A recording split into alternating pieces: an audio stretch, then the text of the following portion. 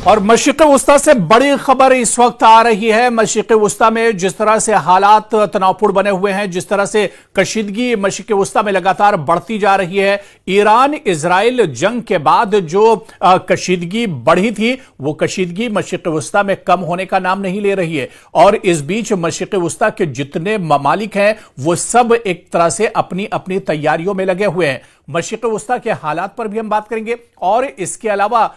जो बड़ा बयान आया है हिजबुल्लाह की तरफ से उस पर भी हम आपको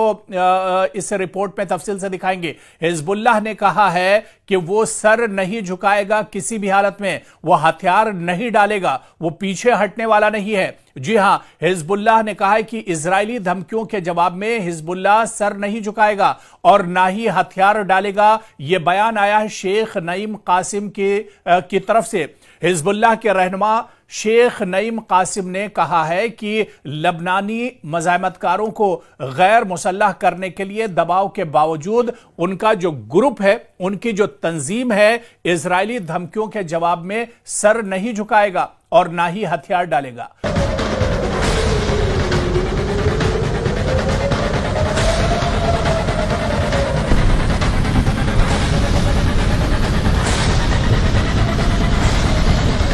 कासिम ने आपको बताते चलें कि हिजबुल्लाह के मजबूत गढ़ बैरूत के जुनूबी मज़ाफात में अपने हजारों हामियों से टेलीविजन पर खिताब किया और उन्होंने अपने इस खिताब में कहा कि यह धमकी हमें इताअत कबूल करने पर मजबूर नहीं कर सकती है। उन्होंने कहा कि बार बार जो धमकी इजराइल की तरफ से दी जा रही है, बार बार जिस तरह से अमेरिका की तरफ से धमकाया जा रहा है, इन धमकियों का उन पर कोई असर नहीं पड़ेगा। यह धमकी उन्होंने कहा कि हमें इताअत कबूल करने पर मजबूर नहीं कर सकती हैं, यह धमकी हमें कमजोर नहीं कर सकती हैं, यह धमकियां हमें पसपा नहीं कर सकती हैं। गुज़िश्ता साल इजराइल और हिजबुल्लाह के दरमियान जंग के बाद इक़्तिदार संभालने वाले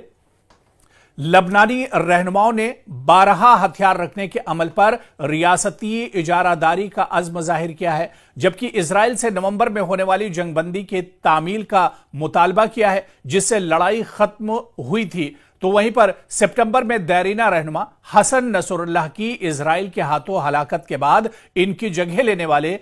शेख कासिम ने कहा कि ग्रुप के मज़ाहमतकार अपने हथियारों से दस्तबरदार नहीं होंगे और इस बात पर उन्होंने जोर दिया कि इजराइल की जारियत को पहले रोका जाए। उन्होंने कहा कि पहले इजराइल जो कार्रवाई कर रहा है, जो नापाक हरकत कर रहा है, इजराइल जिस तरह से लगातार अटैक कर रहा है, इजराइल जिस तरह से लबनान पर कार्रवाई कर रहा है, इजराइल जिस तरह से खित्ते में ईरान को निशाना बना रहा है, इजराइल जिस तरह से हमास को परेशान कर रहा है, इजराइल जिस तरह से गजा में कत्ले आम कर रहा है, गजा में अब तक हजारों मासूमों का कत्ल हो चुका है। तो ऐसे में जब तक इजराइल अपनी जारियत को नहीं रोकता है, जब तक इजराइल अपनी नापाक हरकतों को नहीं रोकता है, तब तक यह कार्रवाई नहीं रुकेगी। और एक तरह से उन्होंने कहा कि वो रुकने वाले नहीं हैं, वो किसी भी हाल में रुकेंगे नहीं। पहले इजराइल को एक तरह से अपनी जो नापाक हरकत है उसे रोकना होगा, इजराइल को पहले संभलना होगा, इजराइल पहले एक तरह से मान जाए, तभी एक तरह से इस जारियत को रोका जाएगा। उनकी यह तकरीर एक ऐसे वक्त में सामने आई जब बैरूत में अमरीकी एलची टॉम बैरिक की एक तरह से आमद होने वाली है। गुज़िश्ता साल इजराइल और हिजबुल्लाह के दरमियान जंग के बाद इक़्तिदार संभालने वाले लबनानी रहनुमाओं ने 12 हथियार रखने के अमल पर रियासती इजारादारी का अज़्म जाहिर किया है, जबकि इजराइल से नवंबर में होने वाली जंगबंदी की तामील का मुतालबा किया गया है जिससे लड़ाई खत्म हुई थी। तो वहीं सितंबर में देरीना रहनुमा हसन नसरुल्लाह की इजराइल के हाथों हलाकत के बाद इनकी जगह लेने वाले शेख कासिम ने कहा कि ग्रुप के मज़ाहमतकार अपने हथियारों से दस्तबरदार नहीं होंगे और इस बात पर उन्होंने जोर दिया कि इजराइल की जारियत को पहले रोका जाए। और आपको बताते चलें कि उनकी इस तकरीर में यह साफ तौर पर जाहिर था कि अगर इजराइल हठधर्मी करेगा, अगर इजराइल पीछे नहीं हटता है, इजराइल अगर इसी तरह से हमले करता रहेगा तो फिर एक तरह से वो भी पीछे नहीं हटेंगे और वो भी एक तरह से जो ये डील है, जो ये जंगबंदी की बात कही जा रही है, जो खित्ते में अमन की बात कही जा रही है, ये अमन आ सकता है, लेकिन इसके लिए सिर्फ और सिर्फ इजराइल जिम्मेदार है। अगर इजराइल की नीयत साफ हो जाए, दरअसल मशरिक़ वुस्ता की अगर हम बात करते हैं तो यहां पर जितने भी ममालिक जंग की हालत में हैं, चाहे ईरान की बात करें, चाहे लबनान की बात करें, चाहे हमास और फिलिस्तीन की बात करें, ये जितने भी ममालिक हैं ये जंग की हालत में हैं। और जंग की हालत में इन ममालिक का कहना है कि ये सिर्फ और सिर्फ इजराइल की वजह से है, क्योंकि इजराइल की नीयत साफ नहीं है। इजराइल हमेशा ये चाहता है कि वो एक तरह से मशरिक़ वुस्ता पर उसकी दादागिरी चले, मशरिक़ वुस्ता पर वो एक तरह से दादा बनकर रहना चाहता है, मशरिक़ वुस्ता पर वो अपना सिक्का एक तरह से चलाना चाहता है, और इसी वजह से ये बात नहीं बन पा रही है। सिर्फ और सिर्फ मशरिक़ वुस्ता के जो हालात खराब हैं उसके लिए इजराइल जिम्मेदार है, या फिर वो इस्लामी ममालिक भी जिम्मेदार हैं, वो अरब ममालिक भी जिम्मेदार हैं जो इजराइल का सपोर्ट एक तरह से करते हैं। और यही वजह है कि इस मशरिक़ वुस्ता में हालात बेहतर नहीं हो रहे हैं, और इसी वजह से अब जो बयान आया है वो बयान भी अब एक तरह से चौंकाने वाला है। और उन्होंने कहा है कि जब तक हिजबुल्लाह पीछे नहीं हटेगा, हिजबुल्लाह जब तक सर नहीं झुकाएगा, जब तक इजराइल एक तरह से हथियार नहीं डाल देता है, या जो इजराइल है वो पीछे नहीं हटता है।